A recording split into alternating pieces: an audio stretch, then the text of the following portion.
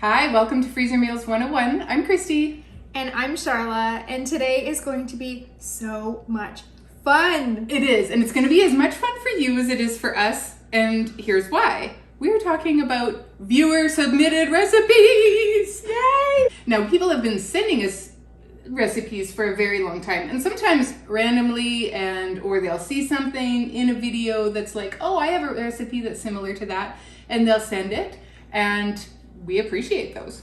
So the idea for this video came from someone named Jessica, who sent me this recipe for a keto Reuben casserole that she makes for her parents. Now, ironically, we're not making that recipe today. Not today. Because that's a little bit more involved, and I just thought it was such a great idea to start doing viewer-submitted recipes after she sent me that. So we've written that one out, and the next time that we're feeling ambitious, we're gonna tackle that. But for today, we thought we'd do just super simple, like a lot of these are like 5 ingredients or less, other than the pizza rolls. They're like Totally. throw together. Yes. And so we're just like seeing the kind of things that you like, and we're gonna try them. And so we're excited. This first recipe is from Jolene. This is ranch pesto pork tenderloin, and you start out with your pork tenderloin, and it says sliced into portions. Because I don't normally slice my pork tenderloin into portions, I considered this to be like creative control, because I didn't know how big or how little. There wasn't more information. That's okay, Jolene. I'm a professional cook. I'm not a professional cook. I'm a home cook that does professional things on YouTube. So I just made them about that big, but it's super simple. It's seriously got 3 more ingredients. It's half a cup of dry ranch seasoning. So that would be like 2 packages of the ranch dressing the seasoning that you can buy at the grocery store. Or if you go to Bulk Barn, you can buy it in bulk. I don't know if you know that. And we buy ours in bulk. We buy ours in bulk. So I actually could put a half cup measure in there and put it right in. And we have a cup of pesto and half a cup of oil. So I put the ranch dressing in first and mixed it around so that it was evenly coated. And then I added in the pesto and the oil. I don't know why I did it that way. I could have mixed them all in a bowl, or I could have just dumped it all in the bag. But that's how I did it because it just made the most sense to me at the time. Now, when you go to cook this, her instructions are to thaw it and then bake at 400 covered until cooked through. I haven't made this yet, obviously. However, I did just make pork tenderloin with the pork chop rub. We had it in our last Mega Meals session, and they were the full tenderloins. There was 2 of them, and they had the rub on them, and I had cooked them at 450 for about 35 minutes, and I was almost to the point of them being overcooked. So I don't know how long, because these are in portions. I mean, you could be checking these at 20 or 25 minutes, and they might be close to done. They're going to cook pretty quickly, I think. But what a really great combination of flavors there. They're going to be really zippy. I think they're going to be good. And so someone else sent us a recipe that was almost identical. And while it might seem like overkill for us to make these 2 recipes that are so similar, it's actually super smart when you're freezer cooking to make meals that have similar recipes or similar ingredients. Because it saves you money. Yeah, it does. And time. Like, okay, on Reddit, I mean, this was several months ago, but I saw somebody post in the cooking sub that said, I did it. I finally finished a bottle of Worcestershire sauce. And a lot of people are like, what? What do you mean you finally finished? He's like, yeah, I've had it for like 3 years because I never know what to do with it. I never cook with it. Right. We go through like 2 a year because we plan ahead, like when we are making, when Charla is planning the meals that are going together, she does look at those things, and that is something that you want to look at, because if you get it on sale, you can buy a bunch of it, and it stores really well for a long time. And like for things that have similar ingredients, you can buy in bulk, and that saves you money. And then having the ingredients out anyway saves you time. And so this is from, it's spelled like Jeanne, and then it's spelled like Jeanne, but you know that's Jeanne, right? Oh, is it Jeanne from Nova Scotia? Yes. I know Jeanne. Yeah, her name it's Jeanne or Jeannie. Geanne. J. Sorry. Jenne. It's been a day. Yes, it's Jeanne from Nova Scotia. I chat with her all the time in private messages. We're like quite good friends now. It's so awesome how we get to know our viewers. It's true. She sent me like a YouTube short of her getting snowed on. Like, it was really cute. She's awesome. So she has sent in a few, and we actually have 2 from her today. So Charlotte's going to read out this one from Jeanne in Nova Scotia. So this is, again, like super similar ingredients to what Christy just made. So we had the ingredients out anyway, and so we just went ahead and made this. So in your large freezer bag, you're going to have 8 boneless, skinless chicken thighs. Christy went ahead and get all the yucky parts off of that. Yeah, I did do a little bit of cleanup. Yeah. I trimmed the chicken. She trimmed the chicken. I used to always call it de-yuckify. And I'm like, you can't say that because it's like saying that chicken is yucky. And Anyway. So she trimmed the chicken. I trimmed the chicken. Look at you.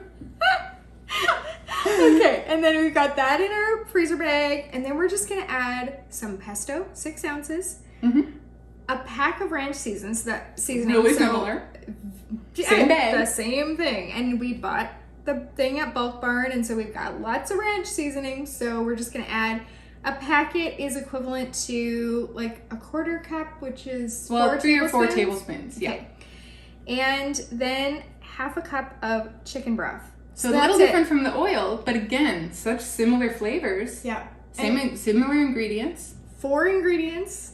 And we're done. Right. So you're going to squish that all together to combine it in the bag. You're going to take out your excess air because air causes freezer burn. And you know, if you're making something to freeze, then you have to get the air out. And you're going to seal it and freeze it. And then on the day you go to cook this is actually a slow cooker recipe. Super easy. So put it in your crock pot on high for 3 to 4 hours or on low for 5 to 7 hours. The recipe said actually on low for 6 to 8 hours, but I find that if you do that with chicken in a crock pot, it's a little too long. It's too dry. Our crock pots now are bigger than what they used to be, and I think they're kind of more high powered than what they used to be. I think in general, if you have, especially if it's an older recipe, you can probably knock an hour or 2 off of that. Really, yes. I agree. And sometimes it dries out. Even if there's liquid in it, I find it gets dry. What I was told, and I don't know if it's true, so maybe if you know, you can put it in the comments, but I don't know if this is true, but what I was told is that the old crock pots, which I way preferred, but the old crock pots would cook at a lower temperature, but because of food safety guidelines, they weren't allowed to be made like that anymore. So the newer crock pots cook at a higher temperature on both low, I don't know if they cook on high, but on low, they cook at a higher temperature than they used to. And so that's why now some of the recipes need to be adjusted for the time. And that's why at first when I got my new slow cooker, years and years cooking the heck out of everything. Overcooking everything. So, okay, I have done a bit of a deep dive because I've been getting used to my thermometer, using my meat thermometer. Because I was discovering that, if I wanted to cook my chicken to the point where, you cut it and it was no longer pink in the middle, it was way higher than 165 than what was recommended. And so I asked in the same cooking community of like, why is this happening to me? What am I doing wrong? Is my meat thermometer wrong? And basically everybody's like, yeah, you've been overcooking your chicken. But what I found, somebody broke it down for me to the point where they said and it was an article, and actually if I can find it, I will give it to you. We can link it below because for the nerds out there, that stuff's interesting to me. And if there was a certain amount of time that it spent at a certain temperature, the longer it spent at that temperature, the more bacteria it killed. Okay. 165 is the optimal temperature for it to reach for all the bacteria to be killed. But if it spent, longer than 15 minutes at 150, that bacteria would be killed and it would be safe to eat. And that's why sous vide works, because it's at an extremely low temperature for a long period of time. So those old slow cookers, maybe the science might change again so that it goes back to those old slow cookers with that low heat. I don't know. I don't know. It's interesting anyway. So I do not overcook my chicken as much as I used to anymore unless I'm cooking it for Charlotte because she's old school. And I'm plenty good with overcooked chicken. Yeah. Because I'm a little squeamish. And that's fine because chicken's yucky. It's got yucky bits. Yeah. But we take those off because I'm picky. No, and that's fine. So. That's totally fine. So this is a really, really good looking recipe. What would you serve that with? I'm curious to know what Jeanne serves with it. Okay, I was thinking about this. You know what's really weird? I had a dream last night about us making the videos today. Oh. And so when I woke up, I was thinking about the recipes that we're doing. Funny. Anyway, and so I was actually thinking of what I would serve with this. And it was like, I don't know if you do a potato or a rice, which, like, if you do a mashed potato, then there's a lot of white happening because, oh no, it wasn't this. I was thinking about the 3 soup chicken that we're doing later. Okay, I didn't think about this one. I don't know. I think it would be okay with rice, but it would be okay with potatoes. Yes. And if you have your thighs in the slow cooker for that long, that's totally shreddable. Yes, you totally could shred it. I think, like, Brussels sprouts are in our pesto chicken sheet pan meal. And so I always think of Brussels sprouts when I think of pesto, but that has nothing to do with same with the pork tenderloin. Yes. To me, it would be mashed potatoes hands down. But when it comes to the chicken thighs, I'm not so, it could be rice. Go either way. Yeah, isn't that funny? Okay, so because I sort of gave it away about the 3 soup chicken, I think we better do that one next. We're just gonna do that one next. Okay, so this 3 soup chicken, I saw it. I don't know how I feel about it. It's from Becky. Thanks, Becky. And I think it's interesting, and it's like, it's nice and fast because it's just dump. But I'm not sure. And this is the one where, like, when I woke up from my dream, I was like, what would you have as a side dish with this 3 soup chicken? Mashed potatoes, because I think the extra sauce is going to be good gravy. Well, yes, I was. Or sauce for rice. I was considering is that it's going to be very saucy. Yeah. Oh, and she says served with mashed potatoes and veggies. Right. Yes. I just was thinking that it's a lot of white. But if you've got wet veggies. Yes, and if you sprinkle some Parmesan, or not some parsley on, then it's going to be less white. I just was thinking about kind of the mixture, and it's just very... Yeah, it's very, very white. I know that people say that the North American diet is too white, and so we try to not do that, but this one... But that looks like comfort food. You know that is going to be down-home comfort food. The reason we picked this... Corn muffins with that. Yes, that would totally work. And we picked it because I just thought, like, this is kid-friendly. Like, oh, totally. And so many of our viewers need kid-friendly. So we saw it and we're like, Becky probably knows what she's talking about. I think you're probably right. And some of the weirdest recipes that I've encountered turn out to be the best. So it's one of those things. And sometimes the simplest turn out to be the best. Absolutely. So this really could be a winner. We will find out. Okay, so in your bag, it says chicken pieces in the bag. I didn't know what that meant. I don't know if that means that you're supposed to cut the chicken into pieces, and so I think maybe it does, but we didn't. We just threw some chicken breasts in the bag, boneless, skinless chicken breasts. Maybe it means you could use drumsticks or thighs or breasts. I don't know. Totally true. But Becky, if you're watching, can you go in the comments and let us know if we messed this up and if we were supposed to cut our chicken breasts into pieces? Are we supposed to cube it or yeah? Anyway, let us know because I wasn't sure what that meant. Okay, so you're just gonna add into your bag a can of cream of mushroom soup, a can of chicken soup, and a can of cheddar cheese soup, and then some salt and pepper. And seriously, that's it. You're gonna squish it, combine, and you're gonna remove the excess air, of course, seal it, freeze it, and then on the day you go to cook this, you're gonna thaw it, bake it at 375 for an hour, and Becky says to serve it with mashed potatoes and veggies. Excellent. We will have to try it out. Yeah. I'm looking forward to that one. This next one is again from Jeanne in Nova Scotia. Love you, Jeanne.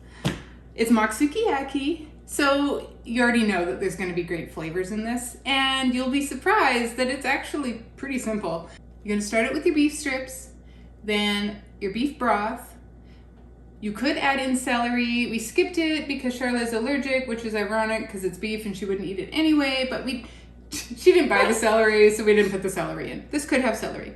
We're going to add in strips of green pepper, an onion thinly sliced, fresh mushrooms that have been sliced, and green onion cut into 1-inch pieces, which to me made it look very sukiyaki, like the big chunks of green onion.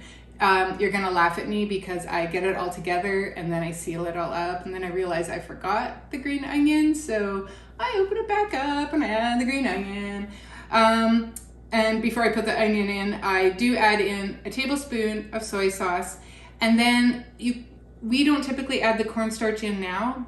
So this is something that I've written on the bag, to add in your cornstarch into a little bit of water and add it in as you're cooking so that it has a chance to thicken up.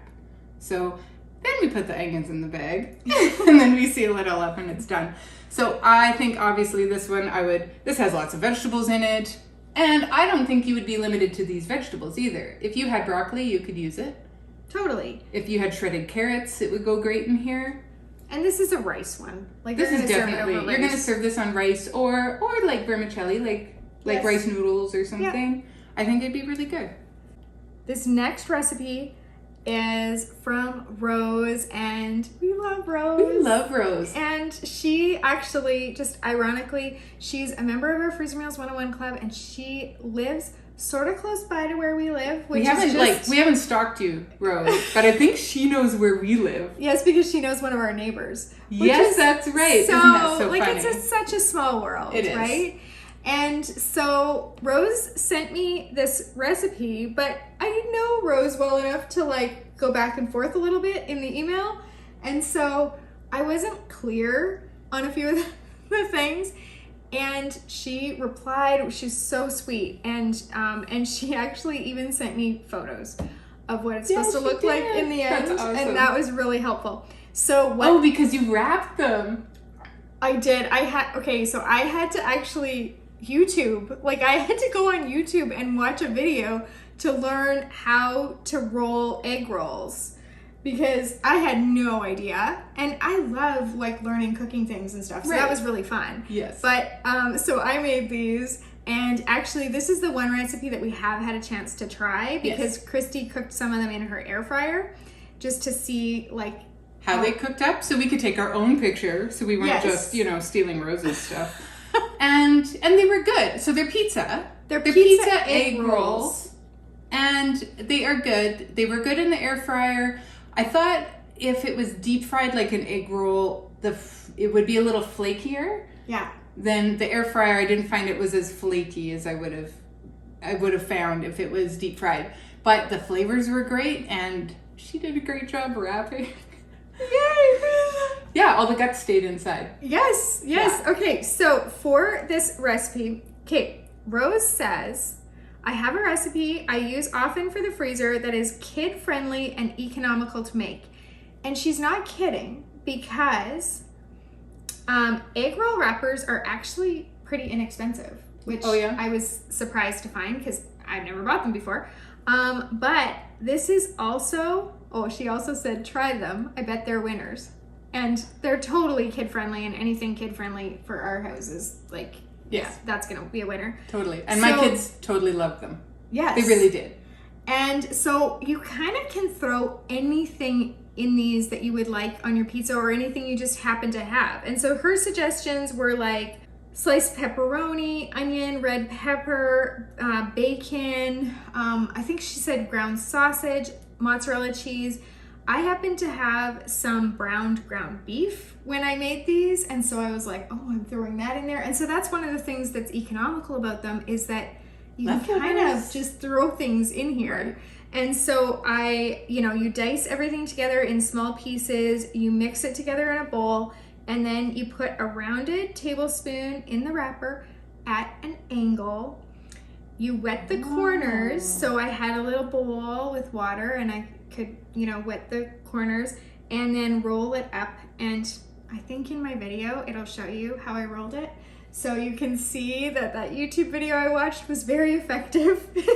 But here's the trick to this one is that you want to freeze it on a parchment paper lined baking sheet first, and then you're going to transfer it into a freezer bag. That way they won't stick together. And when you go to pull them out to make them, because you can actually cook these from frozen if you want, or you can cook them from thawed. You can cook these in the air fryer or you can fry them. And here's the part that I had to email to clarify, because I was thinking, okay, they're pizza egg rolls, but they don't have any pizza sauce in them. So I thought maybe she just forgot. Right. But I emailed her and she was like, no, that will make them soggy, like the wrappers, right? And so what she does, which is brilliant, is she uses the pizza sauce as dipping. Totally. It's kind of like a combination of your own crazy bread and pizza pops. Yes. Americans don't have pizza pops. They call them something Well, they have pizza else. pockets, which are tiny little guys. Okay, I thought they had something... Hot Pockets? Hot Maybe Pockets like a are hot pizza pop. Are they? Yes. In Canada, we call them pizza pops. And they're made in Winnipeg. And they're like a crescent shaped... It's a hand pie. Yeah, it's a hand pie. Mm-hmm. Exactly. It's a hand pie. So this is kind of like all of them these together combined, and totally kid friendly. Very kid friendly. And I have to tell you, this is like a spoiler alert, but we have tried these, and we're always on the hunt for new recipes, of course. But we are especially always looking for kid friendly, and mostly what we're looking for is right now is like snacks and lunches, breakfast, like that kind of thing, because we want to round out what we have. We have a lot of main courses and whatever. And so this is the spoiler alert, is if you're a member of the Freezer Meals 101 Club, you can take a look and you will see that these are already in the club. That's right. Rose, you're in the club, and you're in the club. That's awesome. So thank you so much for sharing that with us, Rose. And yeah. This next one is from Wendy. And she says, I've done this for many years and my sons eat them almost faster than I can make them.